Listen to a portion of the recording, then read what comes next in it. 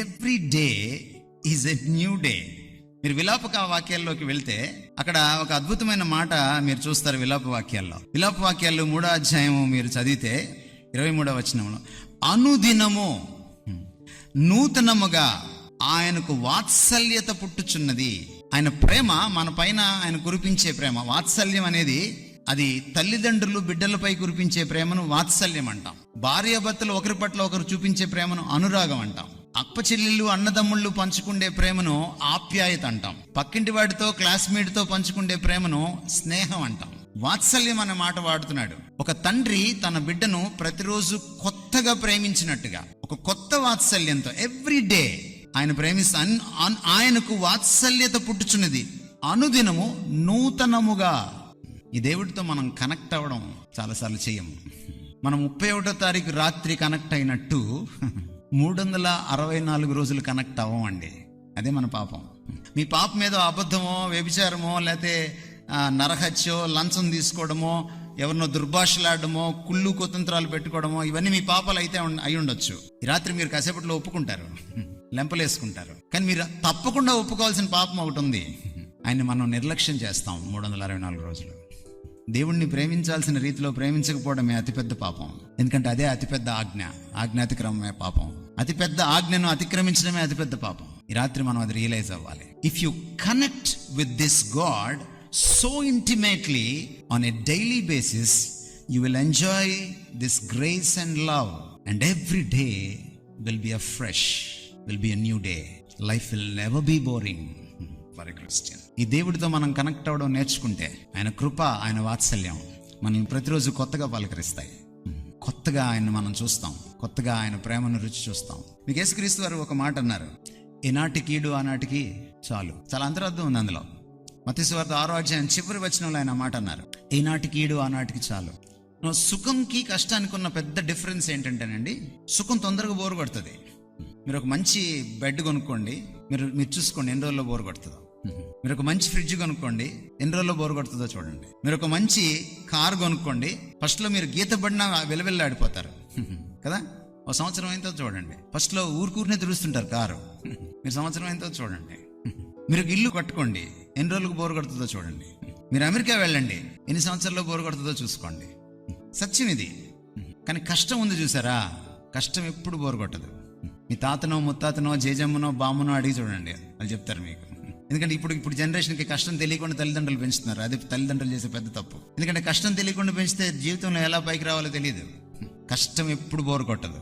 ఎందుకో తెలుసా, నిన్నొచ్చిన కష్టం ఈరోజు రాదు, అది ఎప్పుడు కొత్తగానే పలకరిస్తుంది. అందుకని మనకి కొత్త కృప కావాలి, కొత్త వాత్సల్యం, దేవుని వాత్సల్యం కావాలి. 2025లో ఎన్ని కష్టాలు ఉన్నాయో మనకు తెలియదు, కానీ ఆయన కృప ఉంటే ప్రతి దినాన్ని ఎంజాయ్ చేయొచ్చు. దేవుని కృపతో గొప్పతనం ఏంటంటేనండి, you can enjoy life even in the midst of turmoil and trials and temptations. శోధనల మధ్య, శ్రమల మధ్య, సుడిగుండాల మధ్య నువ్వు జీవితాన్ని ఆస్వాదించగలవు. Because his grace is greater than any difficulty. నాకు శరీరంలో ముళ్ళు తీసేయమని పౌలు అడిగితే నా కృప చాలన్నాడు ఆయన. ఏ పాఠం నేర్చుకుందాం, ఏముంది అందులో అంతరార్థం? నా కృప నీ అస్వస్థత కంటే గొప్పది. నా కృప నువ్వు కరోనాలో నన్ను పోగొట్టుకుంటే దానికంటే గొప్పది. నా కృప నీకు ప్రమోషన్ రాకపోతే వచ్చే బాధ కంటే గొప్పది. నా కృప నీకు పెళ్లి కాకపోతే నువ్వు పడతావే నిందలు బాధలు, దానికంటే గొప్పది అని చెప్తున్నాడు దేవుడు. ఇది ఎప్పుడు దొరుకుతుందంటే ఇంత మనం ఇంటిమేట్ అయినప్పుడు, ఈ దేవుడితో మనం మమేకం అయినప్పుడు. ఈరోజు క్రైస్తవంతో సమస్య ఏంటంటేనండి, మనము మమా క్రైస్తవంలో ఉన్నాం. ఈ రోజున చర్చికి వస్తాం, దేవుడిని పలకరిస్తాం, బయటికి వెళ్ళిపోతాం, ఇంకా ఆయనకి మనకి పెద్ద సంబంధమే ఉండదు. ఇది అన్య క్రైస్తవం అన్నమాట. అన్యులు వాళ్ళ దేవుడికి ఒక గుడి కడతారు, అప్పుడప్పుడు పలకరిస్తారు వెళ్ళి. ఇంట్లో కూడా ఒక పూజ గది కడతారు, తలుపు తీస్తారు, శుభ్రంగా స్నానం చేసి తలంటుకొని తలుపు తీస్తారు. ఆయన నిద్ర లేచి ఆయన కళ్ళు తెరిచేటప్పటికే తలుపు వేసేస్తారు, పెట్టేసి వెళ్ళిపోతారు, మళ్ళీ తాళం వేసేస్తారు. ఈరోజు మన క్రైస్తవం కూడా ఇలాగే తయారైంది. హలో భక్తి అనమాట, హాయ్ బాయ్ భక్తి అనమాట. మనం దేవుడితో పెనవేసుకోవడం పోయింది. ఈ రోజున మనం పాస్టర్ దగ్గరికి వెళ్ళి ప్రార్థన చేయమని అడగడం తెలిసింది, కానీ మనకై మనం ఏకాంతంగా ప్రార్థన చేసుకోవడం మర్చిపోయి చాలా కాలం అయింది. మనం అక్కడిక్కడ యూట్యూబ్లో ఎవరో మాట్లాడితే వినడమే మనకు తెలిసింది, కానీ మనకై మనం కూర్చొని ఆయన వాక్యాన్ని తరచి చూసి ఆయన్ని తెలుసుకోవడం ఏనాడో మర్చిపోయాం మనం. ఈ బైబిల్ దేవుడు ఎవరికైతే తెలియదో ఎవరికైతే సుపరిచితుడు కాదో, ఎవరికైతే ఈ దేవుడితో సంబంధం, సహవాసం, సాన్నిహిత్యం ఉండదో, వాళ్ళకి ఈ నూతన వాత్సల్యం దొరకదు. వాళ్ళకి క్రొత్త కృప, ప్రతిదినం పలకరించే కృప దొరకదు. They can never enjoy day by day their life. వాళ్ళ జీవితాన్ని ప్రతిరోజు ఆస్వాదించలేరు. నా భార్య ఎప్పుడు అంటూ ఉంటుంది నన్ను, ఇంత హ్యాపీగా ఎందుకు ఉంటావని. ఏదొచ్చి మీద పడినా ఏం పెద్ద తెలియనట్టే ఉంటావు ఎందుకని, ఎందుకు తమ్మకవు అని. Because I know my God. ఇది చాలా చాలా ప్రాముఖ్యమైనటువంటి సత్యం అండి. కొత్త సంవత్సరాలు తొందరగా పాతపడతాయి, కానీ ప్రతిదినం కొత్తగా పలకరించే దేవుని కృప మీ సొంతమైనప్పుడు మీరు ప్రతి దినాన్ని ఆయనలో ఆస్వాదిస్తారు. Let me tell you one thing. నేను చెప్పాల్సింది చాలా ఉంది. Thanks to Emmanuel pastor garu. He has given me freedom to talk at length. నేను నీకు ఒక మాట చెప్పాలి. If God is the author of time, if God is the author of life which is time bound, then without God, that author, you cannot enjoy life in this world, in this timeline. దేవుడు కాలానికి దేవుడైతే, కర్త అయితే, దేవుడు మన జీవితాలకు కర్త అయితే, కాల రేఖలో చిక్కుకుపోయిన మన జీవితాలకి ఆయన కర్త అయితే, మనము ఈ కాలానికి జీవితానికి కర్త అయినటువంటి దేవుణ్ణి ఎంజాయ్ చేయకుండా మనం జీవితాన్ని ఎంజాయ్ చేయలేము. ఈ కాలరేఖ పైన ఇట్స్ ఇంపాసిబుల్. అది ఈ 31వ తారీఖున మీకు అర్థం కావాలి. అందుకని మనం ఆయన అడగాలి మోషేలాగా, మా దినములు లెక్కించుట మాకు నేర్పు. Count your days, not the years. అందుకే బర్త్డే చేసుకోవడం నాకు అంత ఇష్టం ఉండదు, ఎందుకంటే అది సంవత్సరానికి ఒకసారి వస్తుంది. But count your days. ఎప్పుడైతే ఈ అభ్యాసం మనకు వస్తుందో, దేవుని స్పృహలో, దేవుని సమక్షంలో, దేవుని సాన్నిహిత్యంలో, దేవునితో ఉన్న సంబంధంలో మనము ప్రతి దినాన్ని ఆయన దృష్టి పదం నుంచి లెక్కించడం, పరిగణించడం మొదలెడతామో, your life will be something else. You will be on the next level in your Christianity. Let me tell you very clearly. మరొక విషయం మనం చూడాలి. If God is about time, if God reigns over time, ఆయన కాలానికి అతీతుడు, దానికి ఆదీసుడు అయితే, మనం ఒక విషయాన్ని చూడాలి. అపోస్తల కార్యాలు 17:26 మీకోసం చదువుతున్నాను. మరియు యావత్ భూమి మీద కాపురముంటకు ఆయన ఒకరి నుండి ప్రతి జాతి మనుషులను సృష్టించి, వారు ఒకవేళ దేవునిని తడువులాడి కనుగొందరేమో అని తన్ను వెదుకు నిమిత్తము నిర్ణయ కాలమును, వారి నివాస స్థలము యొక్క పొలిమేరలను ఏర్పరచెను. ఆయన మనలో ఎవనికి దూరంగా ఉండేవాడు కాదు. He controls time. ఎవరు ఎప్పుడు గద్దెక్కాలి, ఎవరు ఎప్పుడు గద్దె దిగాలి, ఆయన on a global level he fixes everything. Nothing is beyond his hand. ఈయన సర్వాధికారి కాలంతో సహా. అమెరికాలో ట్రంప్ రావాలా, లేకపోతే బైడెన్ రావాలా? ఇండియాలో బీజేపీ రావాలా, లేక కాంగ్రెస్ రావాలా? మీ బాప్టిస్ట్ చర్చిలో ఎలక్షన్లు జరిగితే ఎవరు రావాలి? అన్ని ఆయన ఆధీనంలోనే ఉంటాయి. Nothing goes beyond his hand. అన్నీ ఆయన కంట్రోల్లో ఉంటాయి. కీర్తనలు 31:15, నా కాలగతులు, గ్లోబల్ లెవెల్ నుంచి పర్సనల్ లెవెల్కి వస్తే, నా కాలగతులు నీ వశములోనున్నవి చెప్తున్నాడు కీర్తనకారుడు. మనం ఎంతకాలం బ్రతకాలి, ఎలా బ్రతకాలి? He knows everything. మీరు కర్నూలులో పుట్టాలా, ఇంకెక్కడ పుట్టాలి, ఎప్పుడు పుట్టాలి, ఎవరికి పుట్టాలి, హీ డిసైడ్స్. 139 దావీదు కీర్తన మళ్ళీ మనం లెక్క వేసుకుంటే దాంట్లో అంటున్నాడు ఆయన, నా దినములలో ఒకటైన నువ్వు కాకమునిపే ఇవి నీ గ్రంథములో లిఖితములాయను. చాలా మందికి ఇలాంటివి చదువుతున్నప్పుడు బైబిల్లో భారతీయ తత్వం ఒక్కసారి బయటకు వస్తుంది. ఇది కూడా తలరాత బ్రహ్మరాత లాంటిదా అని మీరు అనుకోవచ్చు. No, not at all. This is not fatalism. ఇది దేవుడు నీ ఫేట్ ని డిసైడ్ చేసేటువంటిది కాదు. ఇది God plans and designs everything and you cannot escape his plan. You cannot escape. 139 దావీదు కీర్తనలో అదే అంటాడు, నేను ఎక్కడికి పారిపోలేను. Neither from your presence nor from your Prudence.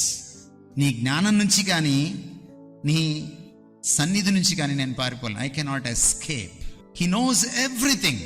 He watches over you and he fixes everything. There is a plan of God for you.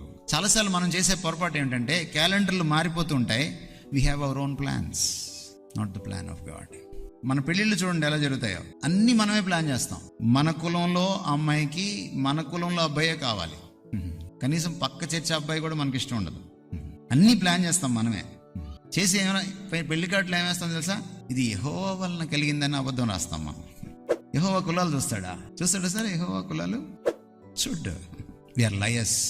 Particularly when it comes to God we are really great liars. చాలా పెద్ద అబద్ధికులం మనం. And we use God, we never seek God's plan. మీ పక్కింటి అమ్మాయి చైతన్యంలో జరిపిస్తే, మీ పక్కింటి అమ్మాయిని మీరు ఖచ్చితంగా చైతన్యంలో జరిపించడానికి ట్రై చేస్తారు. కానీ మీరు ఎప్పుడు దేవుడిని అడగరు, ప్రభా చైతన్య నీ చిత్తమేనా అని. You never ask. మీ ఆఫీస్లో మీ కొలీగ్ వాళ్ళ అబ్బాయి డాక్టర్ అయితే మీ అబ్బాయిని డాక్టర్ చేయడానికే మీరు ఇష్టపడతారు, ఎందుకంటే అది ప్రెస్టేజ్కి వస్తుంది. మీ పక్కింటి వాళ్ళ అమ్మాయికి అమెరికా సంబంధం వస్తే మీరు కూడా అమెరికా సంబంధం తేడానికే ఇష్టపడతారు. మీ పక్కింట్లో డబుల్ డోర్ రెఫ్రిజిరేటర్ ఉంటే మీరు కూడా డబుల్ డోర్ రెఫ్రిజిరేటర్ కొనడానికి ఇష్టపడతారు. You just follow the trend of the world. You never seek his face. But you forget one thing, that he has great plans for you. ఆయన plan ఎలాంటిదంటే మన ప్రణాళిక లాంటిది కాదు ఆయనది. నా మార్గాలు నీ మార్గాలు లాంటివి కాదు, నా ఆలోచనలు నీ ఆలోచనలు లాంటివి కాదు. అవి ఎంతో ఉన్నతమైనవి. They are so great. మనం చాలాసార్లు లోకాన్ని చూసి వాత పెట్టుకుంటాం. అది పెళ్ళైనా, అది ఉద్యోగమైనా, అది ఇంకోటైనా, అది ఇల్లు కట్టుకోవడమైనా, అది ఒక కారు కొనడమైనా. But we never seek God's face. ప్రభు ఇది నీకు ఇష్టమేనా? We never ask. ఎంతమంది ఆడవాళ్ళు షాపింగ్ చేసేటప్పుడు ప్రార్థన చేసుకుంటారు? You never ask. చాలా మంది వాళ్ళ ఆయన్ని కూడా అడగరు. ఆయన డబ్బులు కట్ అయిన తర్వాత ఆయనకు తెలుస్తుంది. గీకావా అని అడుగుతాడు ఆయన. గీకేశాను. అప్పుడు ఆయన బుర్రగొక్కుంటాడు. We never ask. Because we don't know this God how good he is. ఆయన ప్లాన్లో, ఆయన ప్లాన్ వెనక ఆయన సర్వాధికారం మాత్రమే లేదు. ఆయన కాలాన్ని, పరిస్థితుల్ని పరిపాలించేటువంటి ఆయన సర్వాధికారం మాత్రమే లేదు. ఆయన సర్వశ్రేష్ఠుడు. ఆయన అద్భుతమైనటువంటి మంచితనం ఉంది. ఆయన అర్థం కాని ప్రేమ ఉంది. ఆయన వీగిపోని విశ్వాస్యత ఉంది. యాకోబు పత్రిక 1:17 రాయబడిన మాట ఏమిటంటే, ఆయన జ్యోతిర్మయుడగు తండ్రి. ఆయనలో చంచలత్వం, గమనాగమనం వలన కలుగు ఛాయ లేదు. Is the father of light. In him there is no shadow of turning.